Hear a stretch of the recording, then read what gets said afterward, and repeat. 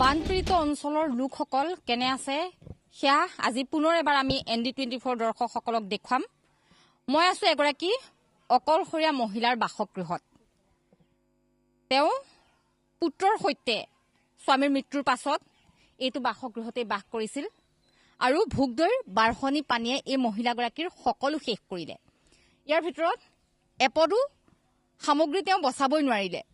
কেৱল মাত্ৰ পুত্ৰ আৰু তেখেত নিজে ইয়াৰ পৰা দৌৰি মথাউৰিলৈ বুলি পকা ৰাস্তালৈ বুলি উঠি গ'ল আৰু তাতে প্ৰায় 14-15টা দিন অতিবাহিত কৰিছে এইগৰাকী মহিলাই।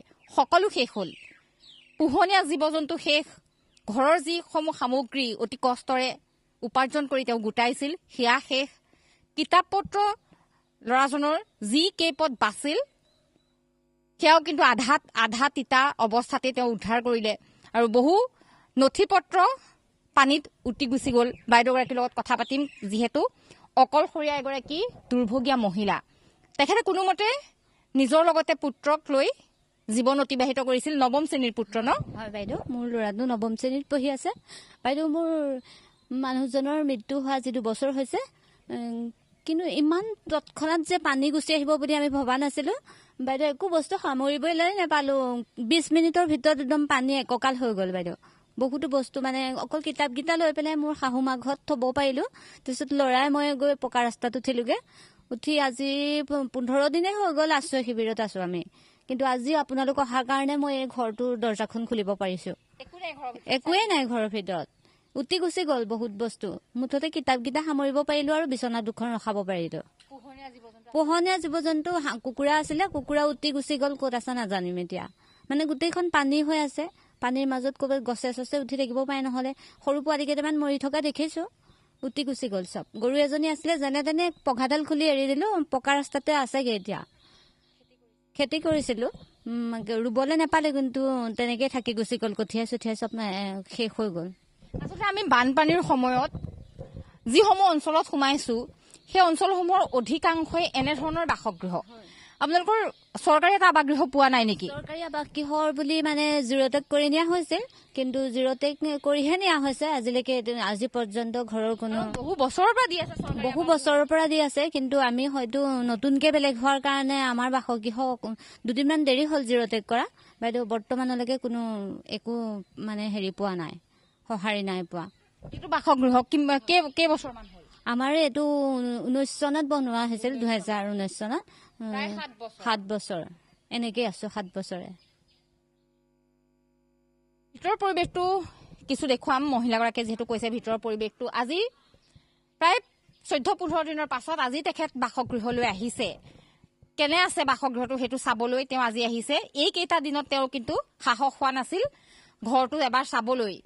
ইয়াতে পুত্ৰৰ সৈতে কোনোমতে জীৱন তেওঁ অতিবাহিত কৰিছে। নৱম শ্ৰেণীৰ পুত্ৰ আছে, কিন্তু সকলো উটি গুচি গ'ল, একোৱেই নাই ঘৰখনত দেখুৱাবলগীয়া, একোৱেই নাই।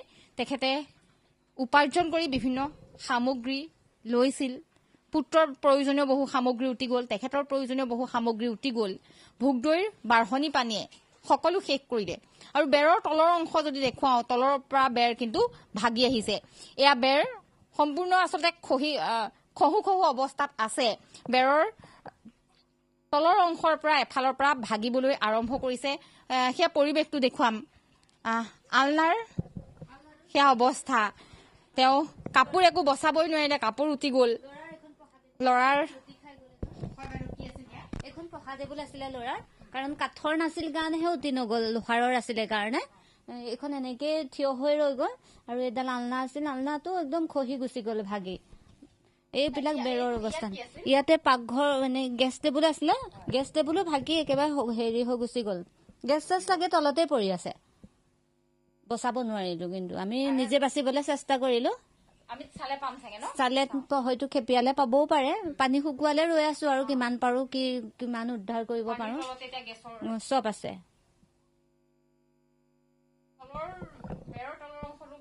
ভাগু অৱস্থা বাইদেউ, একেবাৰে অজৰাজীৰ্ণ অৱস্থা। এতিয়া ল'ৰাটো সৰু, কেনেকে কি কৰিব পাৰো একো উপায় বিচাৰি পোৱা নাই বাইদেউ।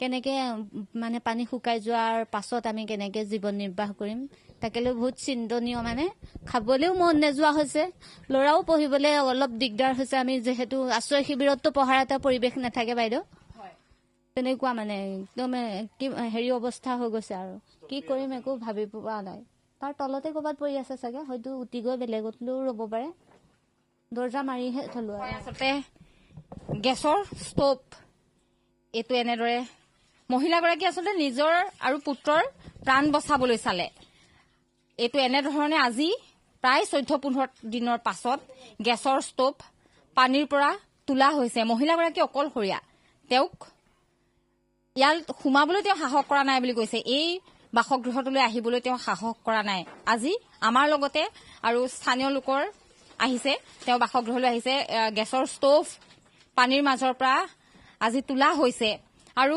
কিছু সামগ্ৰী তেনেদৰে পৰি আছে দাদাজনে অলপ সহায় কৰিবলৈ আহিছে মহিলাগৰাকীক যিহেতু অকলশৰীয়া এগৰাকী মহিলা আৰু কি পায় তলৰ পৰা উদ্ধাৰ কৰিবলৈ চেষ্টা কৰিছে কিয়নো সকলো উটি গ'ল ভোগদৈৰ বাঢ়নি পানীয়ে এই মহিলাগৰাকীৰ সকলো শেষ কৰিলে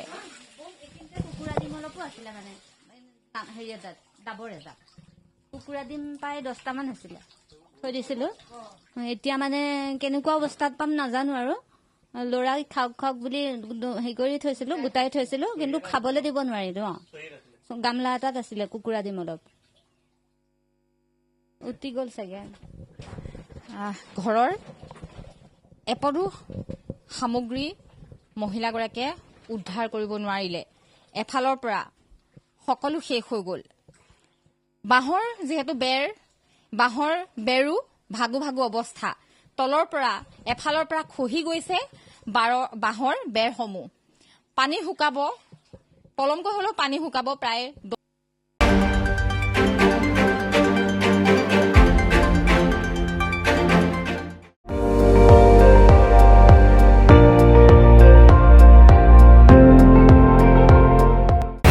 আপুনি চাই আছে ND24 সৰ্বশ্ৰেষ্ঠ নহয় সৰ্বোত্তমৰ দৌৰত